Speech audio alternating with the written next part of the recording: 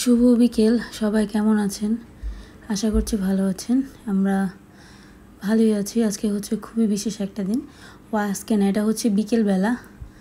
তো আগামীকাল আমাদের বাসায় বিশেষভাবে একটা ভোগের আয়োজন করা হয়েছে, যেটা কিনা 61 প্রকারের ভোগ নিবেদন করা হয়েছিল জগন্নাথ দেবের উদ্দেশ্যে। তো সেই ব্লগটা আপনাদের সাথে শেয়ার করব। তো আপনাদেরকে কিন্তু আমি আগেই বলেছিলাম ব্লগে যে আমরা এই বাসাটা ছেড়ে দিচ্ছি। তো হতে পারে এটা আমাদের শেষ আর কি ভোগের আয়োজন এই বাসায়। এর জন্য দিদি বলল, যেহেতু এই বাসাটা ছেড়ে দিচ্ছি আর যে বাসায় যাব হয়তো সেরকম জায়গা পাবো না, এইভাবে আর ভোগ নাও দিতে পারি ঈশ্বরের উদ্দেশ্যে, তাই এটাই হয়তো বা এই বাসার জন্য শেষ ভোগের আয়োজন। তো এর জন্য অনেক কিছুই আয়োজন করেছে দিদি। লিখবি আমার ছাতা লাল। আমার আরে কি লিখলি? কি বানান করে দেখ তোরে কি লিখছস। তুই লেখার সময় খেয়াল করস না কেন? হ্যাঁ, পরীক্ষার মধ্যে এগুলো করে রেখে আসছস। আকার দেশ নেই তো এই করো, মাত্রা দেশ নেই তোদের স্কুলে মাত্রা না, ওদের মাত্রা না দিল নাম্বার কাটে। লেখ আমার ছাতা লাল। আকার না দিলে আমি আবার রিভিশন দিয়ে দিই। রিভিশন দিয়ে দেখো। লেখ আমার ছাতা লাল। আমার ছাতা লাল। ছাতা সরকারের ছাতা, ছাতা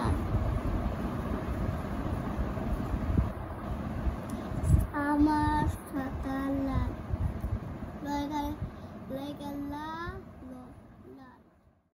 তো নাড়ু, মুয়া, মিষ্টি, ছানা, অনেক ধরনের পিঠা, মানে হচ্ছে পিঠে, পায়েস, নাড়ু, মুয়া, এই আইটেমগুলো আগের দিন বিকেলবেলা থেকে বানানো শুরু করা হয়েছে। তো স্যার স্কুলও আর কি পরীক্ষা শুরু হয়ে গেছে, এর জন্য দেখা যাচ্ছে যে আমাদের জন্য আজকের অনেক চাপ হয়ে যাচ্ছে। আজকে প্লাস হচ্ছে আগামীকাল, দুইটা দিনই অনেক বেশি চাপ হবে। কিন্তু কোনো ভালো কিছু করতে গেলে একটু কষ্ট করতে হয়, এটা মেনে নিতে হবে। তো এখানে হচ্ছে চাল ভাজা দিয়ে মোয়া বানানো হয়েছে, তার সাথে হচ্ছে মুড়ির মোয়া বানানো হবে, খই পাক দেওয়া হয়েছে, তিলের নাড়ু বানানো হবে, চিড়ের নাড়ু বা চিড়ের মোয়া যাই বলেন। তো চাল ভাজার সাথে চিড়ের মোয়া বানানো হয়েছে আর কি। তো মা আর দিদি তো এই সমস্ত খাবার দাবার খুবই ভালো পারে।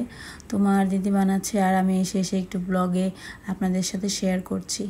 তো আপনারা হয়তো ভাবতে পারেন যে গলাটা এমন কেন শোনাচ্ছে। আসলে ব্যাপারটা হচ্ছে যে আমি তো এটা হচ্ছে ব্লগটা এডিট করেছি হচ্ছে যেদিন ভোগ নিবেদন করা হয়েছে, ভোগের সমস্ত আয়োজন শেষ করার পর, মানে সব কিছু করার পরে হচ্ছে ব্লগটা বানিয়েছি। এত বেশি টায়ার্ড হয়ে গিয়েছিলাম যে ব্লগটা বানিয়ে দেওয়ার মতো এনার্জি শরীরে ছিল না, কিন্তু তারপরেও দিয়েছি বাধ্য হয়ে, যে কাজ যেহেতু শুরু করেছি তো এটা আসলে থেমে রাখাটা ভালো না।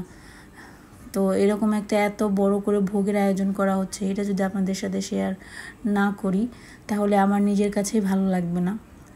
তো প্ল্যান করেছিল 56 প্রকারের ভোগ নিবেদন করবে, কিন্তু সেটা দাঁড়িয়েছে 61 প্রকারের মতো। ভাবতে পারেন 61 প্রকারের ভোগ নিবেদন মানে ঠিক কতটা পরিশ্রম আর কষ্ট এর মধ্যে ছিল।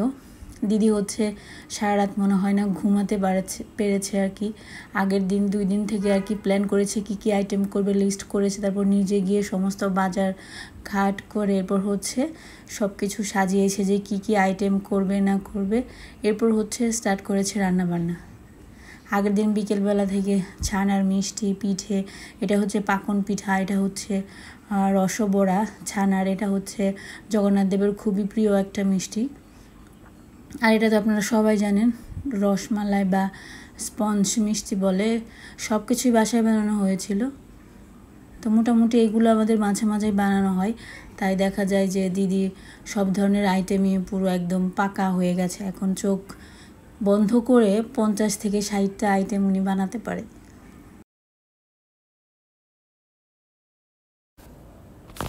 ভোগ নিবেদন করাটা অনেকে পছন্দ করে না, মানে যে চুলাতে আমরা মাছ মাংস খাই সেই চুলাতে নিরামিষ রান্না করে ঈশ্বরকে নিবেদন করি, এটা হচ্ছে যার যার মনের ব্যাপার। এই কথাটা নিয়ে আমি অনেকবার আলোচনা করেছি যে আমরা এইভাবেই সবসময় করে থাকি, যেটা আপনাদের সাথেও ব্লগ আকারে শেয়ার করি।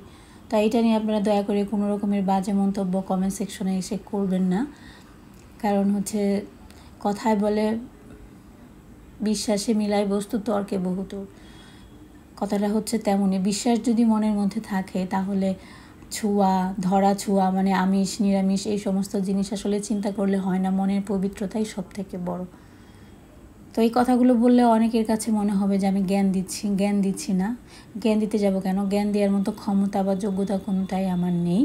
তবে হ্যাঁ, আমি আমার মতামত আপনাদেরকে জানাচ্ছি। যদি আপনাদের মনে এরকম আমাদের ভোগের আয়োজন দেখে মনে চাই তাহলে বাসায় অবশ্যই করতে পারেন। আগে পেছনে কিছু চিন্তা ভাবনা করবেন না, সবসময় চিন্তা করবেন যে আমি ভগবানের জন্য কিছু করছি বা আমি করতে পারছি, এটাই আমার সব থেকে বড় ভাগ্য। সেটা হোক বা না হোক, সব কিছুই দায়ভার ঈশ্বরের কাছে। তো এটা চিন্তা করে যদি কাজ শুরু করতে পারেন তাহলে আর কিছু ভাবার দরকার নেই। মানুষ তো কথা বলবেই, মানুষের কাজই কথা বলা।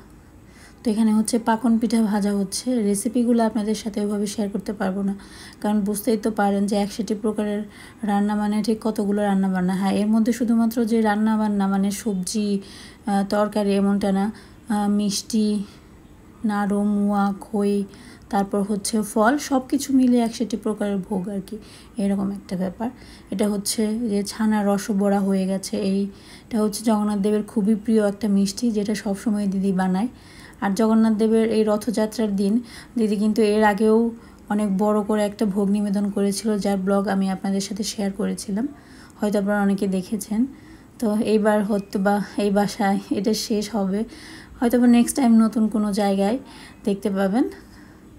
আপনারাও হয়তো বা এই বাসাটাকে অনেক বেশি মিস করবেন আমাদের মতো, আমরাও করব। আমার জীবনে 10 থেকে 11টা বছর আমি এখানে কাটিয়েছি। বিয়ের পর বিবাহিত জীবন শুরু হয় এই আর কি বাসা থেকে। তো অনেক স্মৃতি এখানে জড়িয়ে আছে। ঈশান হয়েছে, সারা হয়েছে, ওদের ছোটোবেলার অনেক স্মৃতি এখানে জড়িয়ে আছে। তাই সব কিছু মিলে মানুষ যখন একটা জায়গায় থাকে, সেখানে থাকতে থাকতে সেই জায়গার প্রতি এতটা বেশি মায়া জন্মায় যে সেই জায়গাটা ছাড়তে অনেক বেশি কষ্ট হয়। কিন্তু পরিস্থিতি এবং প্রয়োজন মানুষকে সব কিছু করতে বাধ্য করে, যেটা হয়তো মানুষ না চাইতেও করতে হয়। তো যাই হোক, এখানে মা সবজি কাটতেছে। এখন কিন্তু সকালবেলা, বাজে হচ্ছে 5টার মতো। আমি উঠেছি 5টার সময় সকাল, কিন্তু মা আর দিদি ওনারা যে কয়টার সময় উঠেছে, মেবি 3টা বা 4টা হবে।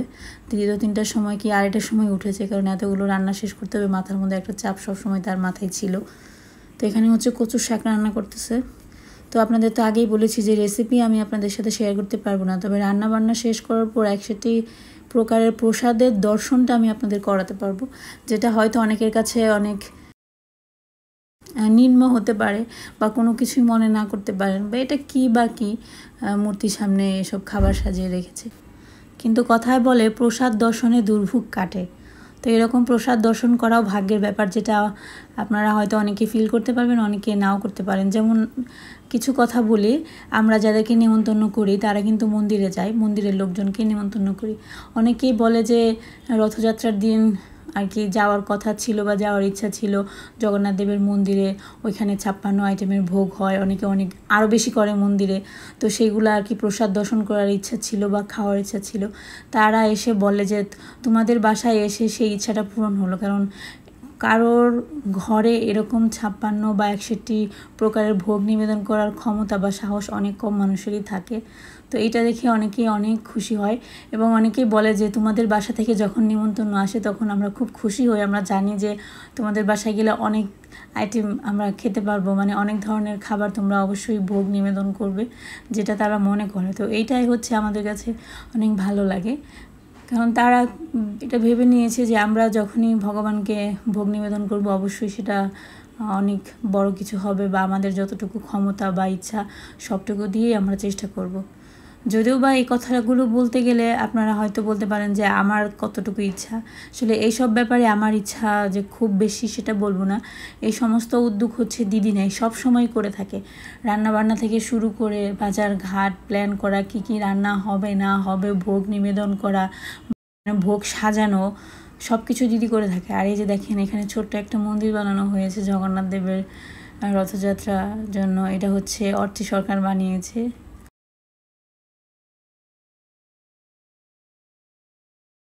কত সুন্দর করে বানিয়েছে দেখেন, দেখে তো মনটা ভরে যাচ্ছে। সব কিছু মিলে এরকম অনুষ্ঠান যখন বাসা হয় মাঝে মাঝে তখন কিন্তু ভীষণ ভালো লাগে। তো রান্নাবান্না শেষ, এখন হচ্ছে ভোগ সাজাতে হবে। তো রান্নাবান্না করাটার চেয়ে ভোগ সাজানোটা কিন্তু সবথেকে কঠিন কাজ, কারণ এতগুলো আইটেম রান্না করার পর সেইগুলো গুছিয়ে সাজানো, কারণ দেখা যায় বেশি আইটেম হলে বাদ পড়ে যায়, অনেক সময় অনেকটা চিপাই পড়ে কিছু কিছু বাদ পড়ে। তাই সব কিছু খুঁজে টুজে নিয়ে ভোগ সাজিয়ে এরপর পূজা শুরু করতে হয়। এটা কিন্তু সহজ কাজ না, অনেক কঠিন কাজ। যারা করে একমাত্র তারাই বুঝতে পারে, যারা না করে তাদের কাছে কিছুই না, যারা করে তাদের কাছেই অনেক কিছু।